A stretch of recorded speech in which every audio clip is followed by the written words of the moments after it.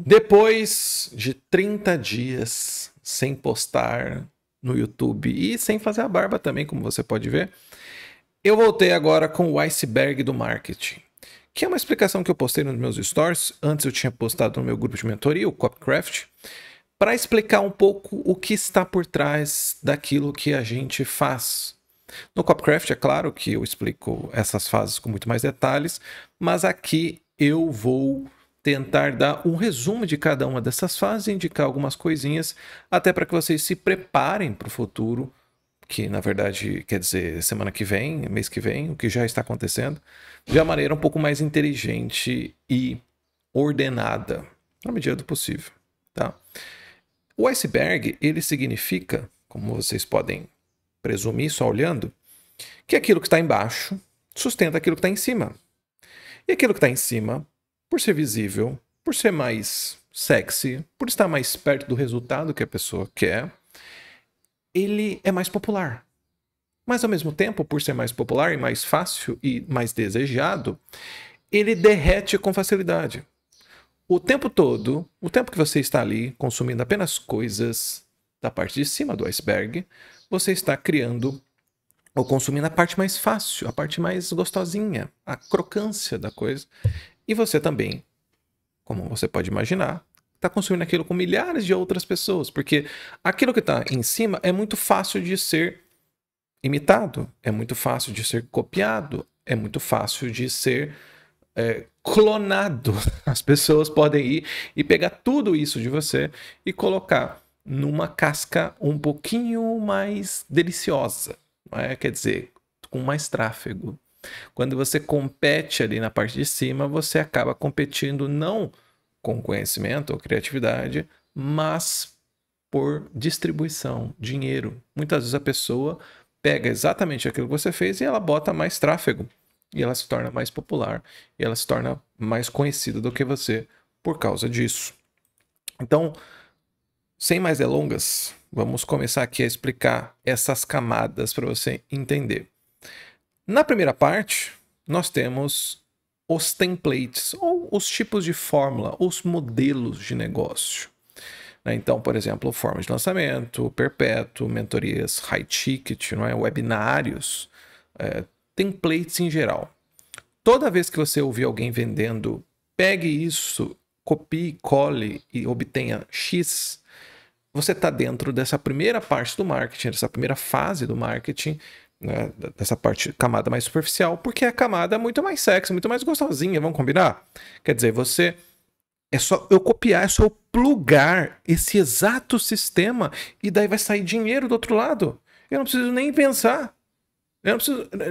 Não tem, é só copiar e colar. Poxa, eu sou muito burro se eu não fizer isso. É claro que eu vou fazer isso. Por favor. Eu só preciso passar o cartão. Inclusive em template de anúncio, template de página, é só substituir lá. Então, quando você faz isso, você está falando com a massa. Você está falando com as pessoas que não querem pensar. Elas querem algo mecânico, repetitivo, como uma fórmula. E faz total sentido que seja assim se o seu objetivo é simplesmente repetir fórmulas. Por exemplo, quando você quer fazer um bolo, você não precisa aprender os princípios do trigo ou os princípios do forno. Isso ajuda bastante. Mas como você só quer fazer um bolo, comer e acabou, tá tudo bem. Mas se você pretende trabalhar com marketing, você precisa entender. É como, tá vendo que não é verdade se eu disser isso, por exemplo, para um padeiro, uma boleira?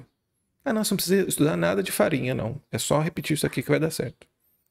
Tá vendo que quando você faz isso, você amputa da pessoa a capacidade de tomar decisões quando o contexto muda. Ela não consegue, tá vendo? A parte de cima tá sempre derretendo. Ela não consegue não só não se antecipar a tendências, mas ela não consegue resolver os problemas imediatos que ela tem ali, porque a cor da grama mudou. Então, você vai receber perguntas do tipo: ah, eu peguei o template de anúncio lá, mas será que se for verde em vez de azul, muda? Eu não sei, eu não faço a menor ideia. Porque a pessoa não estudou nem o que é anúncio, nem como funciona a atenção. Ela não entende nada disso. Então, tá vendo que esse é o tipo de coisa que pode funcionar se você está vendendo para uma massa, né? Para uma pessoa que não quer exercer aquela profissão, mas... E vai funcionar só por um tempo também. tá? Assim, porque, de novo, essa parte todo mundo vai fazer, todo mundo pode fazer essa parte, porque ela é fácil. Você precisa de poucos recursos para fazer, né? E quanto mais gente fizer, menos ela dura, ou seja, ela deixa de funcionar mais rápido, tá? Mas, de novo, eu estou falando aqui para você que quer dominar esse negócio, seja para virar marqueteiro mesmo, de alguma maneira, né? Ou para usar no seu negócio, mas você quer criar uma marca mesmo, você precisa entender o que está por trás disso, tá? Porque do contrário, você vai estar sempre enxugando gelo, tá? E logo abaixo, então, para mim, todas elas estão aqui. Isso não tem nada a ver, não é nenhuma crítica às pessoas que criaram. Eu conheço as pessoas que criaram isso tudo, tá? Mas não é nenhuma crítica a essas pessoas. Estou falando das fórmulas, do que isso significa para nós em termos de conhecimento e facilidade, digamos, de aplicar aquilo, tá? Então, logo abaixo disso, você tem essa parte mais operacional, que é essa parte de copy, de design, de gestão de tráfego, funis que tecnicamente estavam num ponto mais abaixo do iceberg, mas que por causa da ação do Ícaro de Carvalho popularizando o Russell Brunson, subiu. As pessoas falam assim, nossa, mas esse negócio é muito antigo para nós, que já estávamos estudando esse negócio há muitos anos. Mas para a maior parte das pessoas ainda é um negócio muito, muito louco, assim. Parece, nossa, é uma mágica, é só conectar aqui e tal, tá? Então isso faz parte da popularização. Popularizar algo, uma teoria, um conceito, exige que você simplifique aquilo da maneira que você simplifica as coisas aqui em cima. Quer dizer, você coloca aquilo mais próximo do dinheiro, mais próximo do resultado, mais próximo daquilo que é sexy. E não tanto daquilo que lembra estudo, tá? Esforço, pensar, criatividade, coisa do tipo. Então, essa parte aqui de cima, as gestões, o CEO, a resposta direta, que também subiu, se fosse 2, 3 anos atrás, eu colocaria lá embaixo, tá? O Robert Cialdini, tá? Que é ainda, assim, é um livro bem lido, assim, é um livro que você estuda ali os 6 gatilhos e tal, que é mais ou menos o que todo mundo sabe, né? Assim, storytelling, que 5 anos atrás quase ninguém falava de narrativa, criação de narrativas, quase ninguém falava disso, tá? Hoje muita gente fala disso, tem que criar uma narrativa interessante, tá? Eles confundem discurso com tese, assim, ainda é um negócio muito confuso, mas é bem popular. Muitas pessoas falam disso, tá? Inteligência artificial, que quando eu comecei a falar 2, 3 anos atrás, é um negócio muito comum, poucas pessoas falavam disso, e hoje muita gente fala disso. Mas ainda não é essa camada aqui de cima, não é super popular ainda. A gente ainda está nessa fase dos primeiros adotantes de inteligência artificial. As pessoas às vezes não estão adotando no sentido prático, elas não estão colocando aquilo em prática, usando, mas elas já sabem o que é, já sabem mais ou menos o que faz, tá? Essas 2 primeiras camadas, eu diria que são a camada em que 90% das pessoas estão. Elas já entendem mais ou menos os negócios, elas já entendem mais ou menos o que sustenta aquilo. Quer dizer, quando você vai fazer a forma de lançamento, ou qualquer outra, né? Agora a gente vai ter uma página, você leva essa pessoa para a página, mas o que vai escrever nessa página? Tem que ter cópia aí, né? O modelo não vai funcionar sozinho. Tá vendo? Vai ter um anúncio, mas o que vai escrever no anúncio? Aí o template, ele tira isso, mas a partir de um tempo, a partir de todo mundo começar a repetir a mesma coisa, os templates deixam de funcionar. Então você precisa sempre fazer novas coisas, botar mais dinheiro. Então as pessoas começaram a estudar mais copy, mais tráfego, começaram a levar aquilo a sério e viraram formações mesmo, profissões. Se você entrar 5, 6 anos atrás, eu, por exemplo, fazia tudo. Fazia copy, fazia tudo, né? Hoje já não dá. Que exige um grau de qualidade ali nos projetos em que eu trabalho, pelo menos, e que cada pessoa precisa cuidar de uma coisa, tá? Então, o estudo operacional daquilo que funciona, ele sustenta as fórmulas. Né? Então, assim, a fórmula funciona porque ela tem copy, porque ela tem outros princípios da profissão. Mas a sua profissão também está fundada em outros princípios ainda mais profundos. Né? Então, aqui nessa terceira parte, você pode dizer que branding é algo que está um pouco mais abaixo. Quer dizer, em termos não só de interesse, mas de dificuldade, branding está um pouco mais abaixo. Porque branding, para a maior parte das pessoas do mercado, é tipo perda de tempo, jogar dinheiro fora. É um negócio que só a agência de publicidade faz. Então, o branding é um negócio muito mais incomum, tá, para as pessoas. É claro que isso é um erro, mas as pessoas no mercado digital não querem tanto criar uma marca, elas querem fazer dinheiro. Tá? Que, de novo, é um negócio, uma preocupação muito mais dessa primeira camada aqui do iceberg, tá? Da massa. Precisa ser algo bem utilitário, bem material, tá? Os arquétipos, por mais que a gente fique meio de saco cheio às vezes do que as pessoas falam, e porque elas falam de um jeito tão ruim e tão cretino assim, né? Só com base naquele herói fora da lei, eles ainda não são tão populares assim quanto a gente imagina. Muitas pessoas falam assim, já ouvi falar, mas ainda, sabe, é muito assim. Ele tem sido popularizado, mas ainda não é tão popular a ponto de, por exemplo, ser mais popular que formas de lançamento. Tá? Mas eu acredito que está subindo. Eu acredito que em breve aqui, talvez, pensando aqui 6 meses, 1 ano, talvez o arquétipo suba para cá. Porque, de novo, a resposta direta estava lá embaixo, foi subindo aqui, porque as pessoas começaram a falar, e pessoas aqui no caso, o Ícaro de Carvalho em específico, começou a falar disso, ele tem uma influência muito grande, ainda é o copywriter mais influente do Brasil, e aí caiu na boca do povo, tá? Então faz parte desse tipo de popularização, essa subida no iceberg, tá? Mas em termos americanos, a resposta direta tá aqui, ó, tá bem em cima, assim, um negócio popularzaço, assim, tá?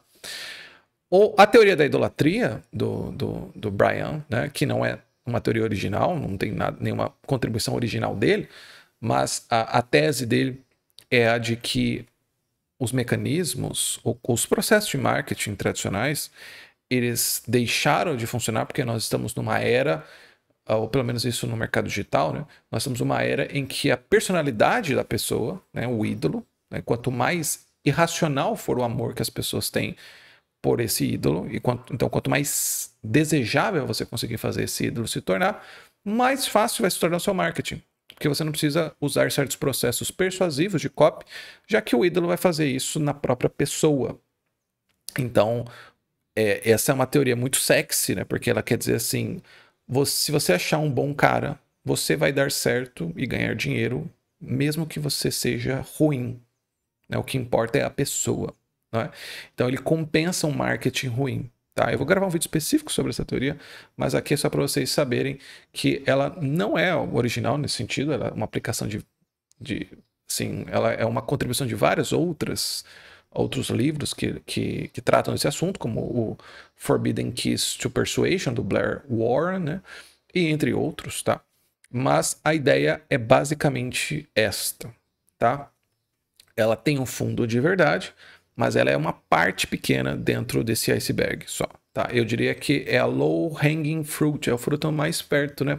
Para você pegar assim, quero me aprofundar um pouco mais, quero sair um pouco, é mais ou menos isso que você vai pegar, tá? E por ela ser muito sexy, porque ela ainda usa uma comunicação aqui dessa primeira parte, quer dizer, se você entender isso, então vai resolver tudo. Ela vai na mesma direção dessas teorias, quer dizer, você conseguiu um poder super mágico e poderoso, né? E aí você vai compensar todas as outras partes. Você quer ganhar 100 mil reais em 7 dias? Faça a forma do lançamento. Então você tem a proposta é muito concreta, muito clara e os problemas são eliminados. Você só precisa achar ou tornar, né? Mas eu acho que achar é muito mais fácil. Achar um bom especialista, fazer uma boa proposta para ele e tudo vai se encaminhar. Você só precisa disso. É uma boa teoria para quem tem pressa, tá? Porque significa assim, cara, eu não quero esperar o cara ficar bom, não. Eu vou pegar um cara que tá bom aí e tal e ganho já um dinheiro com ele. Então, ela vai nessa direção, tá? E causa uma ansiedade também em pessoas que querem começar porque elas ficam assim, será que eu tenho esses traços? Eu preciso conhecer esses traços, tá? Então, a teoria da idolatria está mais ou menos aqui. Tá? E a ciência comportamental, viés cognitivos, que são os nomes científicos para gatilhos mentais, heurística também seria outro nome, elas estão crescendo ali, mas eu diria que estão muito longe de serem populares, tá? Muito longe, né? Então você fala de alguns efeitos, alguns viés cognitivos, né?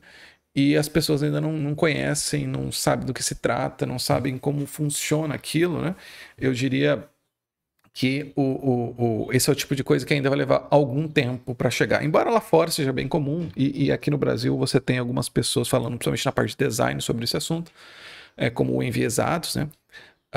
O livro agora esqueci o nome dele, né? Mas chama os Enviesados, né? Que tratam disso, mas há poucos livros popularizando essas teorias, esses gatilhos, tá? Logo abaixo disso, aqui a gente começa a entrar nas coisas menos práticas. Porque até aqui, essas 3 primeiras fases, elas são, digamos, essa biologia mainstream, né, que seria tipo Comport, do Robert Sapolsky e tal. Essas três coisas aqui, elas ainda são mais fáceis de você tirar conclusões para os seus negócios ou para os seus serviços, tá? Quando a gente chega aqui, fica um pouco mais difícil. Quer dizer, você precisa pensar mais. Então, por exemplo, aqui na Sociologia dos Movimentos de Massa, como o livro do Eric Hoffer, né, o Verdadeiro Crente, tem um vídeo em que eu comento aqui sobre isso, acho que são os melhores livros que eu li no ano passado. A formação dos cultos modernos, símbolos e religião de marca, que você vai ter alguma coisa aqui dos estudos de como as marcas assumiram um papel religioso no momento moderno, tá? Então, essas coisas sustentam a teoria da idolatria, né? A neurobiologia da atenção, por que você presta atenção, de onde que isso vem, quais objetos chamam mais atenção do que outros, como que eles aparecem nos anúncios, tá? Esse é um assunto, por exemplo, que poucas pessoas se interessam. Elas querem mais isso aqui, ó, né? Tá, o que que eu preciso colocar lá no meu anúncio, como que ele precisa ser. E tudo aquilo que pode ser padronizado, tudo aquilo que pode ser mediano, tá? A inteligência artificial pode fazer isso por você, e muito melhor, e mais barato. Então, de novo, você está entrando numa competição em que você vai perder, tá? E aí, a estética e persuasão visual, que são outros assuntos mais difíceis, porque envolve que você conheça referências, que você tenha um pouco de gosto, que é o que a gente vai ver daqui a pouquinho. Então, essa parte é um pouco mais complexa, tá? Você vai pegar livros que chama, assim, que tratam exatamente disso. Você colocar ali, né, persuasão visual, arte da persuasão visual, né, que é um livro específico disso, né? Depois eu posso colocar aqui na descrição. Parte de estética, né? Criação de vibes, não é?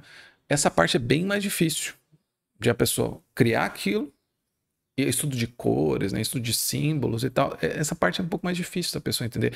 Iconografia de marca ou iconografia de perfil, se for o caso, muito difícil. Muito difícil mesmo. Essa parte de sociologia dos movimentos de massa, que normalmente a gente fala muito da biologia, o ser humano gosta disso, mas também tem uma parte antropológica e sociológica disso. As pessoas aqui já começam a meio que, cara, do que esse cara tá falando? Como que esse negócio funciona? Então, você vai estudar, por exemplo, a sociologia e a antropologia da relação dos homens e mulheres com o consumo, e você não vai tirar conclusões muito imediatas daquilo para o seu negócio. Então as pessoas acham que aquilo não vale a pena. Você pega um livro, por exemplo, do Geoffrey Miller, Spent, né? O que eu acho que é o Darwin vai às compras, ficou aqui no Brasil, que é um livro que tenta popularizar algumas coisas nesse sentido. E não é muito fácil pegar isso. Por exemplo, você vende para homens, é um livro que eu sempre recomendo, Iron John, né? João de Ferro. Ele mostra ali mais ou menos quais são os ritos masculinos de passagem para a vida adulta e que você encaixa produtos como jiu-jitsu, essas coisas, tem tudo a ver com esse livro. Então, mas tá vendo? Ele escreveu um livro não para explicar como que você vende produtos para homens. Ele escreveu esse livro para explicar como que os homens crescem e amadurecem. Tá? Então, há vários livros, tanto para um homem quanto para uma mulher, que tratam dessa fase aqui de sociologia, mas poucas pessoas estão interessadas nisso. Então, normalmente o que acontece? Vem aqui o Rafael, ou algum aluno do Rafael, estuda lá com o Rafael, isso aqui, e aí ele pega e cria um produto. Como vender para homens, como vender para mulheres. Ou o próprio Rafael fez isso. Tá vendo que quando você domina a parte de fundo aqui do iceberg, você sempre tem ideias novas de produtos e serviços aqui em cima. Porque isso aqui vai esgotando muito rápido. Assim, as ideias de copy das pessoas esgotam muito rápido, porque elas não estudam essa parte de baixo. Elas estudam apenas a copy que está sendo feita hoje. Tá? A copy que veio no swipe file do curso que ela comprou. Então ela está sempre assim, voltando. Sempre com a sensação de que está enxugando o gelo, de que está ficando para trás. Tá? E não é só uma sensação, não. Então, embaixo disso, você tem o glamour, a economia do gosto, o status como serviço. É um texto, tá? Chama Status as Service, do Eugene Wei. Tá?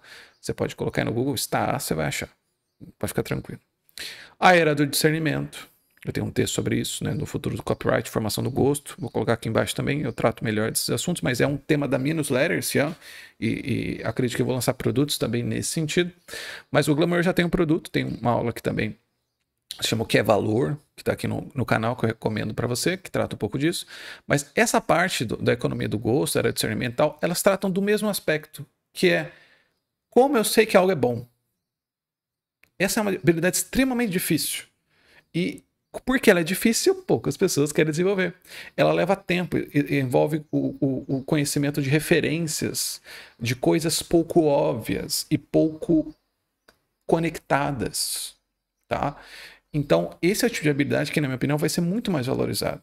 Porque a produção das primeiras versões hoje ficou muito facilitada por causa da inteligência artificial.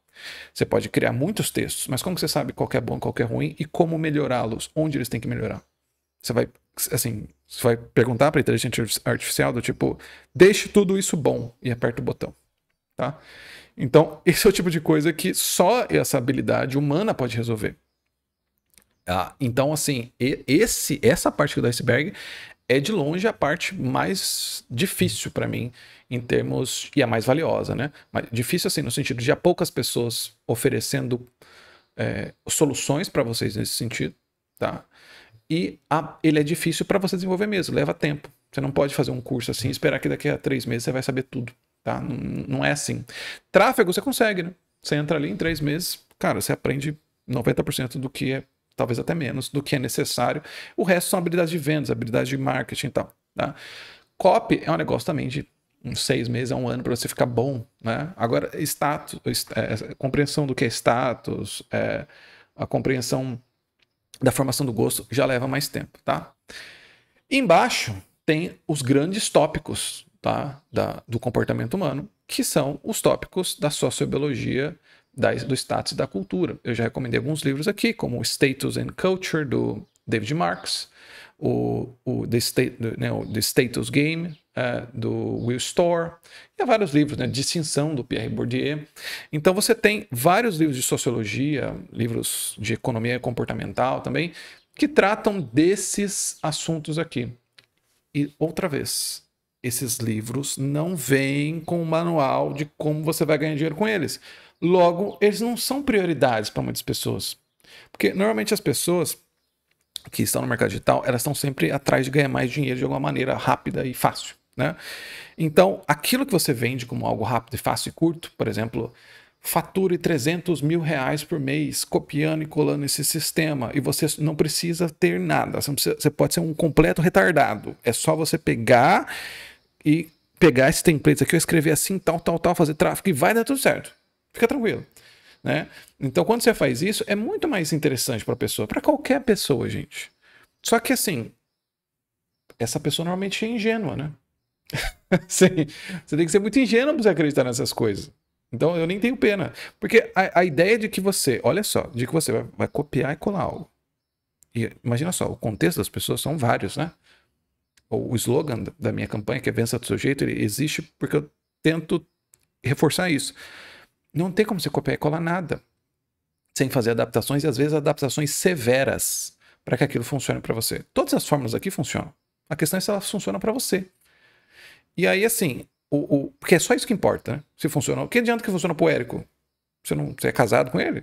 Sabe? Assim, o que tanto faz com o dinheiro que ele ganhou? O importante é se você pode ganhar o seu dinheiro com o que ele ensina, tá? Então, a sociobiologia do status da cultura mostra como a gente lida com o status e com a cultura, como a gente manifesta isso, quais são os símbolos de status, quais são os símbolos de cultura, como que funciona a cultura do consumo numa era digital. Você vai estudar redes sociais, você vai estudar como que os algoritmos envolvem, mudam a maneira como a gente percebe as coisas, a cultura. São assuntos que, sabe, as pessoas tratam como se fosse tipo a Dani, só que, né? Então, quanto mais você desce aqui, mais tem um livro que trata disso também, é o Flatword chama, né? How Algorithms Flattened Culture. Tá? Falei com o meu inglês bem ruim aqui daquele treinador lá de futebol.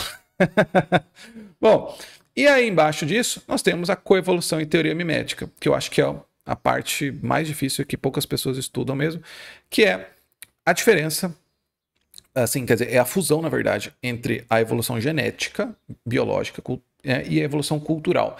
William Durham, que tem um grande livro sobre isso, que chama Co-Evolution, ele também tem uma sequência de vídeos aqui no YouTube que chama William Durham on Jihad. Ele mostra, se você não quiser ler o livro, é uma apresentação, uma aula dele mostrando como que as pessoas começaram a consumir leite.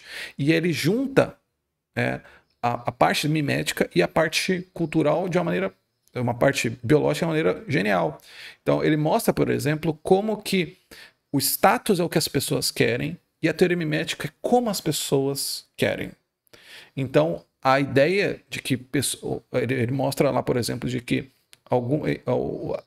assim, os líderes, né, as pessoas com maior status naquela cultura começam a adotar um novo comportamento e as pessoas começam a imitar esse comportamento porque elas querem ter o status. Então, o que eu quero dizer, o status é o porquê, a teoria mimética é o como. Tá? Eu aqui não vou explicar, porque senão esse vídeo fica muito longo. Talvez eu grave um vídeo específico sobre isso. Eu tenho um vídeo sobre teoria mimética, mas ainda não sobre coevolução. Mas esse é um tópico muito famoso. Você tem o livro do Joseph Heinrich, né, que chama The Secret of Our Success. E ele também trata desse assunto, né, dessa evolução, coevolução, né, em que a cultura influencia a genética, a biologia influencia a cultura, vice-versa. Tá? Não é um negócio separado. Porque eu acho que as pessoas que têm uma mentalidade mais científica, mais técnica e tal, elas tendem a desprezar a cultura e as pessoas da cultura tendem a desprezar a biologia. E não é um ou, mas sim um e, tá? E a teoria mimética, para mim, é algo que é fácil de popularizar até certo ponto. Eu acho que os marqueteiros já fazem isso, mas eles não têm a concepção teórica de por que aquilo que eles fazem funciona. E isso torna o ensino deles muito anedótico, quer dizer, aquilo que eu fiz. Eu fiz isso e deu certo para mim. Mas, de novo, tá vendo que tanto faz se deu certo para você. Eu quero que dê certo para mim. Eu quero saber qual é a sua capacidade de me ensinar a dar certo, tá? Assim, quando você compra um curso, uma mentoria, que seja, o que está em jogo não é a reputação daquela pessoa apenas, se ela tem resultados. O que está em jogo é se ela consegue te ensinar. E se você consegue aprender com ela. Não tanto quanto dinheiro ela fez. Isso é, honestamente, bem irrelevante do ponto de vista do ensino. Porque a pessoa que fez 1 milhão e a pessoa que fez 10 milhões, você pode, sabe, a pessoa que fez 1 milhão às vezes é muito mais inteligente para te ensinar. Porque a capacidade de ensinar é diferente da capacidade de fazer. A capacidade de ensinar envolve uma reflexão e uma teorização que nem sempre as pessoas que são muito mais voltadas para execução têm, tá? Porque às vezes a gente fica com a impressão de que quem pensa, quem lê teorias, a pessoa teórica é meio tipo, ela não faz nada. Mas quando a gente está falando de ensino, você tem que ser capaz de pensar e teorizar. Porque o que você vai fazer é assim, oferecer ferramentas para que em vários contextos elas consigam funcionar. Você vai dar recursos para as pessoas adaptarem para os próprios contextos. Tem um livro que fala disso, que chama The Voltage Effect, que é sobre problemas assim, por que soluções em um contexto não escalam, né, em outro contexto, por que elas dão errado. Né? Outro livro clássico disso é Seeing Like a State, né, vendo como um estado, em que trata desse mesmo problema. Tá? Então, isso tudo para falar que assim, a capacidade de fazer, ela é potencializada pela capacidade de entender, de teorizar. Porque você nunca aprende nada com a prática. Você aprende depois que você fez, pensando sobre a prática, refletindo. Você vai lá e fez. E aí você pensa assim, cara, por que será que isso aqui deu certo? Por que isso aqui deu errado? Tá vendo que você está começando a teorizar, a pensar. Só fazer não te ensina nada. Gente, é tão comum você encontrar pessoas, não só nesse mercado, mas na própria vida, que fazem muito, mas você pergunta para elas, cara, como você fez isso? E elas falam assim, eu não sei. Eu só faço, tá? Então, isso aí não tem nenhum problema. Você pode ser uma pessoa assim. O que você não pode é virar um professor assim. Porque senão você não consegue ensinar. E no nosso caso, se a gente está falando de ensino, aprendizagem, marketing, isso é tudo. Então, e a gente sofre muito com isso. Pessoas que ensinam mal porque elas não têm essa parte do background que fortalecem o método que elas têm. E a gente, na verdade, se for para ser bem justo, nem método elas têm. Elas contam uma anedota, elas contam a história. O que eu fiz? Eu fiz isso. Como que eu faço? Eu faço assim. Mas é que você precisa me ensinar a fazer. Então, assim, me dá o quadro teórico aí, me dá as ferramentas, me dá os exercícios aí que eu quero desenvolver. E é isso que eu faço no Copcraft. Então, o Copcraft é a mentoria que eu tenho hoje que oferece essas ferramentas para você dominar esse iceberg, tá? Ela ainda está em andamento, né? Então a gente ainda está construindo isso tudo, mas eu acredito que até o final do ano nós teremos ou talvez a mais completa, mais ampla mentoria para cuidar dessas pessoas que não vão ser substituídas aqui, ó, por essa parte aqui superficial, tá? Então, é algo que o Copycraft hoje já tem mais de 2.000 páginas de material, tem umas 50 aulas, aulas de 3, 4 horas, né? Então, é a coisa mais profunda que você vai encontrar no mercado digital hoje. E assim, é claro que isso envolve um custo, não só pessoal, mas também financeiro, né? Porque, de novo, não é sexy. É muito mais fácil vender isso aqui, ó. Né? Muito mais fácil subir aqui e vender uma fórmula, tá? Não sou contra isso, tá? Mas é que estou oferecendo uma alternativa para quem aprendeu isso aqui, viu que, cara, tá meio vago, meio, né? Meio superficial, tá? Então não é pra galera, não é pra massa, isso aqui é um negócio pra elite do mercado digital, tá? Pelo menos a elite criativa do mercado digital. É isso aqui, tá? E, claro, eu vou ter produtos e soluções mais simples no futuro, mas nesse momento é isso que a gente está construindo. Espero que tenha dado para entender um pouquinho de cada uma dessas fases, tá? Isso é algo que eu vou desenvolver ao longo, de novo, desenvolvi no Copycraft, eu vou desenvolver ao longo dos anos, mas eu acho que eu indiquei alguns livros aqui, alguns materiais, e espero que você vá atrás disso e se prepare para esse futuro, que na verdade, como eu falei, começa semana que vem.